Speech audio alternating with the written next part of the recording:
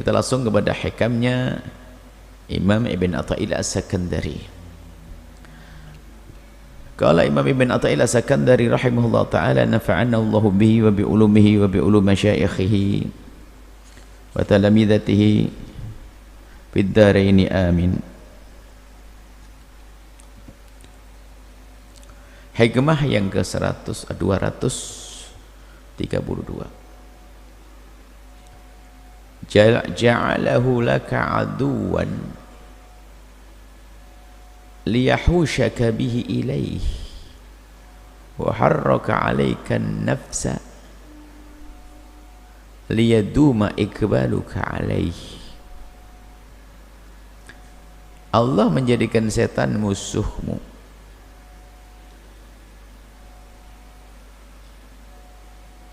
Allah menjadikan setan musuhmu, ya musuh,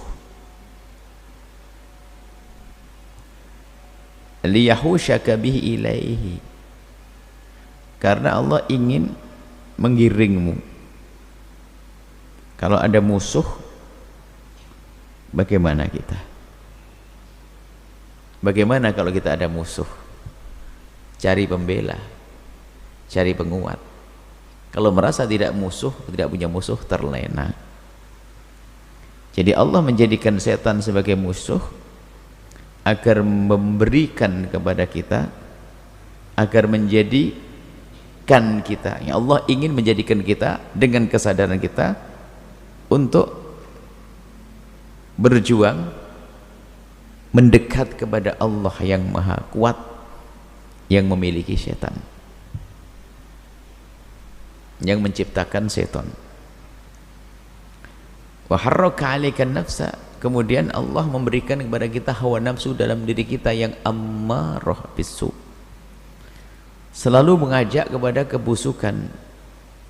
Liyaduma 'alaika liyaduma ikbaluka 'alaih, agar engkau itu terus menghadap kepada Allah, mendekat kepada Allah dalam rangka memerangi hawa nafsu tersebut. Sekarang ini gini bermasalahannya, jika orang itu tidak sadar lah itu, kalau itu musuhnya, tidak sadar kalau setan itu musuhnya, atau tidak sadar kalau hawa nafsu dalam dirinya itu selalu mengajak kepada keburukan, itulah yang bermasalah. Kalau kita tidak tahu itu musuh kita, apa yang terjadi? Mungkin kita ajak bersahabat, berkawan, menusuk kita. Adapun Allah telah menjadikan, sudah jelas Allah telah menjadikan setan. Jadi Allah menjadikan sesuatu seperti itu adalah agar kita itu senantiasa kembali kepada Allah, karena sadar ada musuh. Ada musuh. Jadi kalau orang tidak sadar dia ada musuh, maka betul dia akan terlena.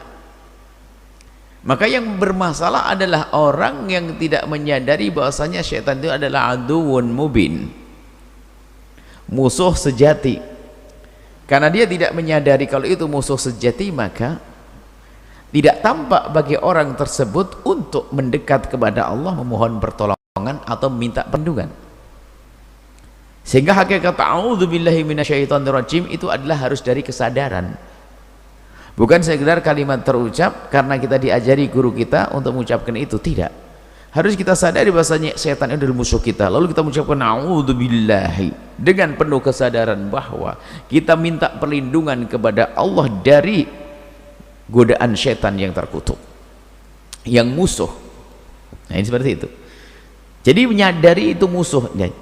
Yang diinginkan oleh Imam Ibn Atha'illah As-Sakandari itu adalah bukan untuk mempermasalahkan tentang setan itu kok kenapa jadi musuh kita.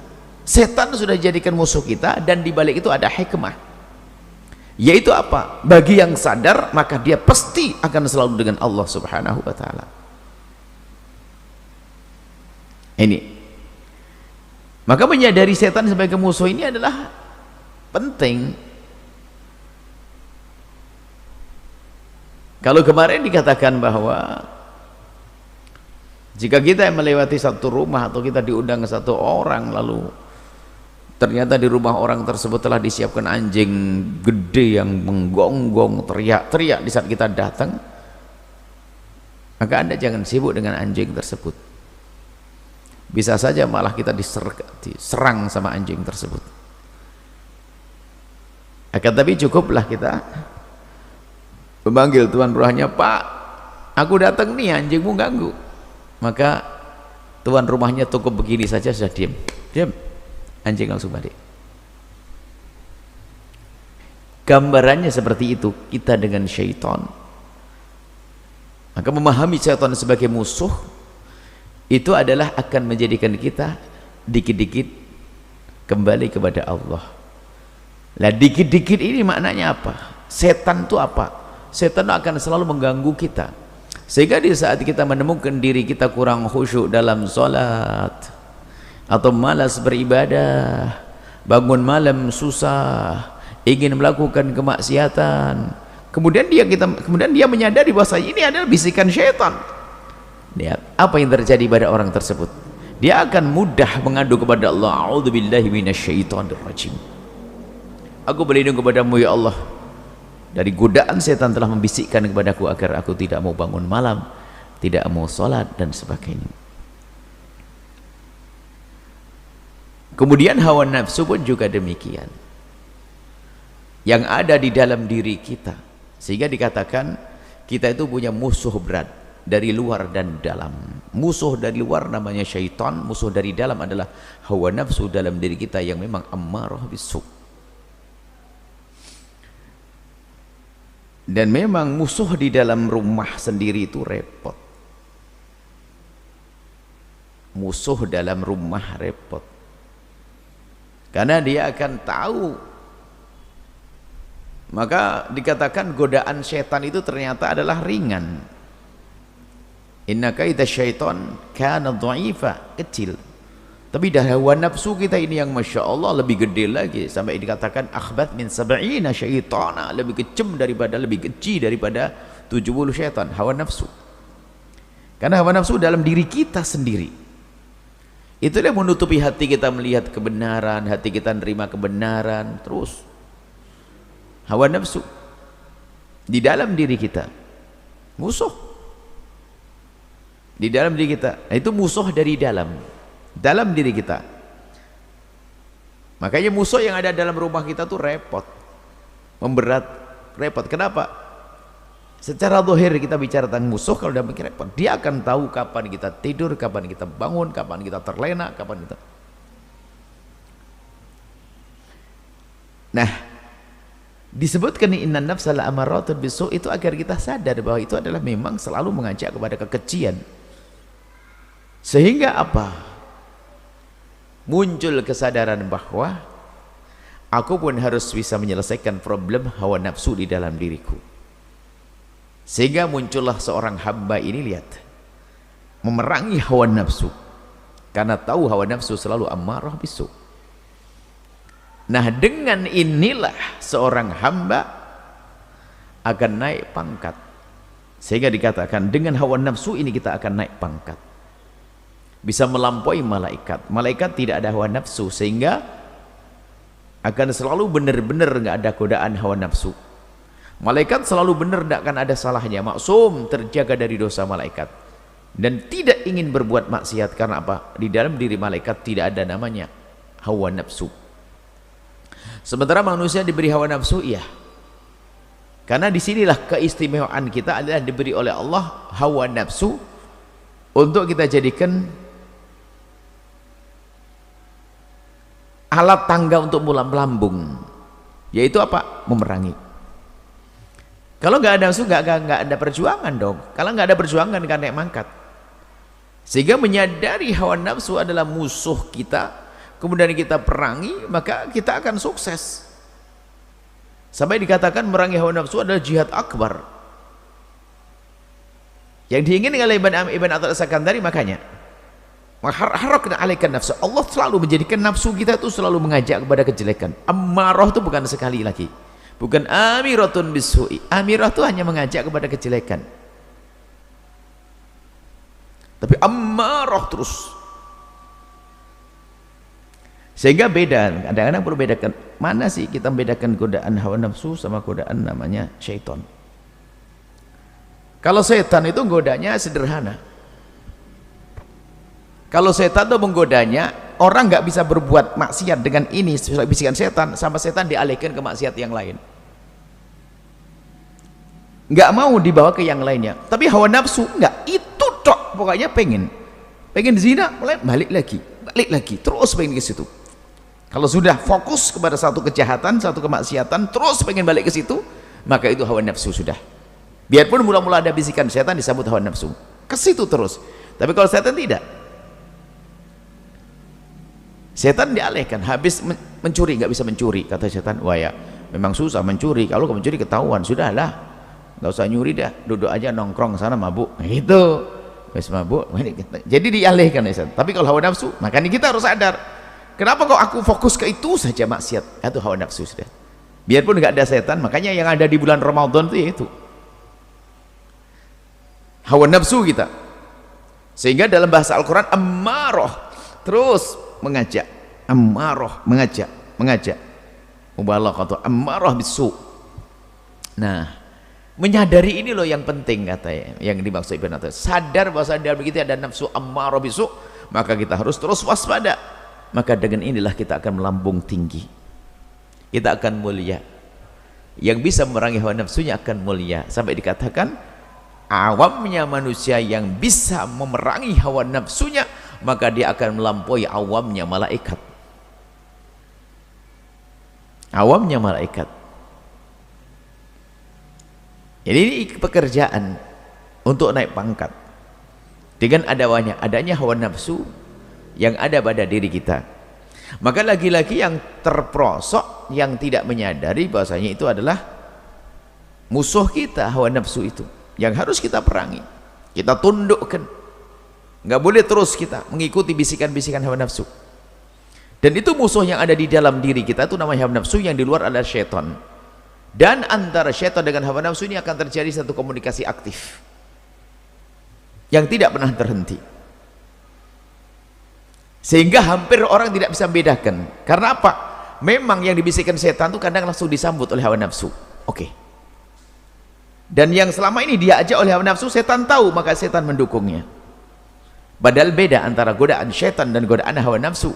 Akan tapi komunikasi aktif antara setan dengan hawa nafsu. Membisikkan keharaman setan, was-was setan tidak seperti manusia dalam menjerumuskan, bisikan was-was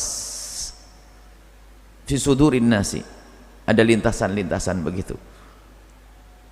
Dan ngusirnya juga gampang sebetulnya. Yang repot kan paksaan dari manusia, memaksa dengan kadang-kadang maksa melakukan satu kejahatan dengan disogok, dibayar, diancam, di ini. Kalau setan nggak pernah ada ngancam, nggak ada kisahnya setan ngancam. Kalau setan diizinkan ngancam, kacau nih berantakan. Tiba-tiba datang bawa senjata, suruh mabuk, wah kacau kita. Setan nggak begitu, makanya enteng, dhaif setan itu. Nggak ada orang merasa diancam sama setan, sudah ada. Dan setan nggak bisa melakukan itu. Makanya jangan terlalu banyak khayal kalau kita dijerumuskan setan dengan cara aneh-aneh, itu nggak ada itu. Justru yang repot dalam diri kita hawa nafsu kita. Hawa nafsu itu banyak beralasan. Hawa nafsu itu kan nempel di aku. Aku itu suka banyak beralasan. Sehingga kita bisa melihat kesalahan pada orang karena nggak ada akunya. Tapi di saat di diriku susah melihat kesalahan diri. Susah melihat kesalahan diri, dan itu yang menutupi kebenaran. Menjadikan orang kurang insyaf, tidak gampang menyadari karena ada aku, ego, hawa nafsu. Kalau kita memisalkan aku, ego, hawa nafsu menutup keinsyafan. Contoh, lagi duduk begini, saya pernah contohkan. Lagi begini, tiba-tiba lagi ini ada ingus warnanya masya Allah biru. Oh, astagfirullahaladzim. Kan begitu? Astagfirullahaladzim, siapa kurang ajar, ngos di meja, langsung cuci. Astagfirullahaladzim, ya betul. Kurang ajar, siapa buang ingus di sini? Minggu depan atau musim panas dia minum es kebanyakan. Beler dia. Biasa. Padahal sama-sama biru, bahkan lebih biru lagi kayaknya. Apa yang membedakan? Kalau dibawa ke laboratorium yang dulu dan sekarang sama. Persis isinya, komposisinya persis antara yang di meja dan yang di sini. Cuman kenapa? Yang ini ada akunya sehingga kita menutupi kekurangan. Ada aku, ego. Kita sering menutupi kesalahan kita karena ada hawa nafsu itu, ego. Nggak mudah mengakui. Tapi kalau kesalahan orang gampang, begitu. Kurang lebihnya seperti itu. Jadi qadurat ma'nawiyah sama qadurat hissiyah, ini punya kotoran dohir sama batin itu sama. Yang menutupi adalah aku, ego, hawa nafsu. Sehingga pembahasan melepas diri dari kepentingan hawa nafsu ini akan berlaku dalam segalanya, dalam dakwah, ibadah, fatwa. Makanya kita ada guru mulia waktu mengingatkan kita bertanya, saya sering ditanya bagaimana menyelesaikan. Jawaban ada banyak, ada perkataan ulama. Untuk memilihnya gimana? Kata beliau sederhana, pilihlah fatwa yang tidak ada campur hawa nafsumu. Keluarkan hawa nafsumu, maka kau akan bisa memilih fatwa yang tepat. Jadi fatwa itu kalau ingin mengeluarkan fatwa jangan ada hawa nafsu, kepentingan pribadi, kepentingan ini. Kalau sudah dilepaskan dari itu akan ketemu dengan benar. Ternyata betul, dan fatwa begitu. Lepaskan dari kepentingan hawa nafsu. Bukan karena pondokku, bukan karena partaiku, bukan karena organisasiku, bukan karena diriku, bukan karena mantuku, mertuaku. Keluarkan, maka adil nanti. Nah, itu lagi-lagi memerangi hawa nafsu.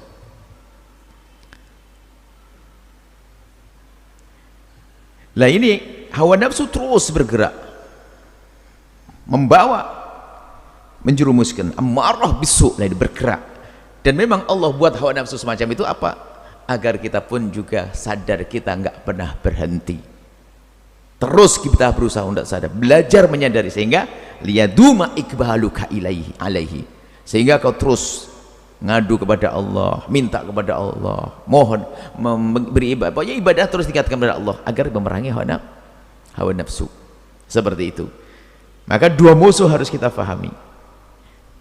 Dan Imam Ghazali rahimahullah ta'ala, dan ini kita pernah baca kitabnya di Masjid Waru, yaitu kitab Minhajul Abidin.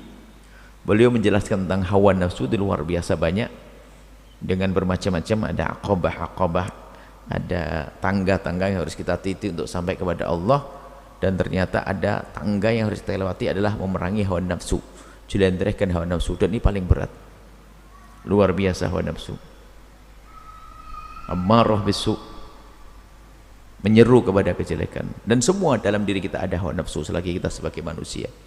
Akan tapi ternyata itulah menjadikan kita naik pangkat, menjadikan kita melambung dalam kemuliaan, memerangi hawa nafsu jihad akbar. Para a'immah membahas ini dengan bermacam-macam istilah. Kalau bicara tentang ilmu tadhirul qulub, membersihkan hati, itu sebetulnya dari apa hati dibersihkan? Itu loh, sama sebetulnya. Sesaat dengan istilah tadhirul qulub, ada istilah yang mengarah kepada istilah ini, masalah ini, tazkiyatun nufus, langsung ada. Maknanya sama. Ada raqaiq, melembutkan hati dari kerasnya hati karena sudah dikuasai oleh hawa nafsu. Semuanya mengarah ke sana, dan begitu pentingnya. Maka kita harus belajar masalah ini. Dan pendidikan akhlak itu sebenarnya memerangi hawa nafsu, mementingkan orang lain, sedekah. Kita kerja capek-capek, ternyata duitnya diberikan ke masjid. Ternyata harus sabar, kita caci orang, harus memaafkan orang. Ini kan semuanya mengeluarkan diri dari kepentingan hawa nafsu. Saya tidak boleh marah, dia mencaci saya, kenapa saya balas dia? Dan kalau kita sadar nih, hawa nafsu terus kita perangi, mustahil orang itu berbuat zalim. Kenapa? Berbuat zalim dia menyadari ini umat Nabi Muhammad, ini saudaraku. Cuman namanya hawa nafsu luar biasa, gelap mata kalau orang kuasai hawa nafsu. Sehingga gambarannya itu begitu. Akal, ada hati. Kalau dari akal langsung ke hati, maka aman. Orang faham, meyakini sebuah kebenaran lalu mengikutinya. Sayyidina Abu Bakar As-Siddiq tahu itu kebenaran, diikuti. Ada akal, faham, hati belum. Kenapa? Ketutup sama hawa nafsu, terhalangi oleh hawa nafsu. Ngerti itu kebenaran, Abu Jahal. Dan kita pun kadang mengambil ilmu Abu Jahal, kan? Tahu itu benar, masih saja kita langgar. Berarti hanya di otak saja. La yatajawazu an hanajiri, enggak melewati tenggorokannya. Karena apa? Ketutup sama hawa nafsu. Sehingga enggak akan turun di hati. Sebab hati akan selalu melihat kebenaran. Hati akan selalu melihat kebenaran. Hati kecil. Maka istilah kalau hati kecil, kalau kita sederhanakan, perampok yang terhebat di kota itu punya anak perempuan cantik, nggak pernah dia bercita-cita punya menantu merampok kayak dia. Orang paling sombong pun nggak seneng sama orang sombong.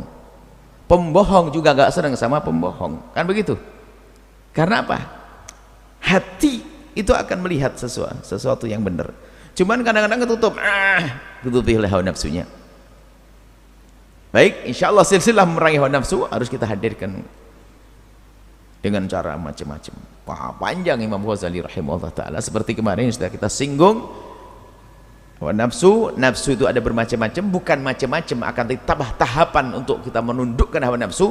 Bukan nafsu kita ada 7, tidak. Kemarin ada tahapan.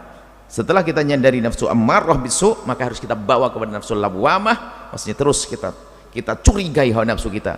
Di saat mengajak melakukan kebaikan pun hawa nafsu harus kita curigai. Kau mengajak aku sholat, tujuanmu apa? Jangan-jangan kau menjerumuskan aku ngajak sholat berjamaah di masjid untuk menyakiti ibu yang sakit di rumah, ya, biar kita meninggalkan ibu. Bisa. Padahal yang ngajak sholat ke masjid siapa? Hawa nafsunya. Jamaah sholat di masjid ini penting, Umi. Padahal uminya di rumah sakit. Ya nak, temani Umi nak, Umi takut. Sholat Umi penting ini, jamaah. Kalau Rasulullah sallallahu alaihi wasallam ada. Hawa nafsu. Sama istrinya begitu. Bang, takut bang, saya dengar cerita begini tadi berita, abang takut bang. Wah, jamaah, kata Buya kemarin, sholat jamaah adalah sunnah, dikukuhkan gini-gini. Hawa nafsu. Hati-hati jo, ibadah lah padahal yang ngajak adalah hawa nafsu. Maka jangan mentang-mentang hawa nafsu langsung selamat kita, enggak. Bisa jadi itu hawa nafsu. Ada yang sering ceramah pengajian atau sering iktikaf di masjid, hawa nafsu. Kenapa? Malas kerja, nggak mau cari duit, istrinya suruh ke pasar. Ada atau tidak? Ada, hawa nafsu. Mau dibuat contoh yang banyak. Jangan-jangan Anda kesini hawa nafsu, wahai wanita. Sudah tahu suaminya enggak jadi, nanti nggak ngaji beneran ya. Jadi perlu kita mencermati hawa nafsu yang luar biasa menggoda kita, sehingga kebaikan yang kita lakukan pun kadang hawa nafsu dalam diri kita sebabnya. Kalau setan memberes, Alhamdulillah minasyaitonirrajim, hengkang dia, tunggang langgang. Dan begitu, tapi hawa nafsu dalam diri kita lawamah, kita harus curigai terus sampai mutmainnah. Diajak dalam berbuat baik, no problem, langsung menjalan. Itu sudah masuk wilayah itu makom. Sampai radiyah, mardiyah, kamilah sudah kita singgung pada pertemuan yang lalu, dan insya Allah nanti akan kita coba pada pertemuan yang lain pembahasan tentang hawa nafsu seperti yang dihadirkan oleh Imam Ghazali dalam kitab Minhajul Abidin, insya Allah. Ini saja, wallahu a'lam bissawab.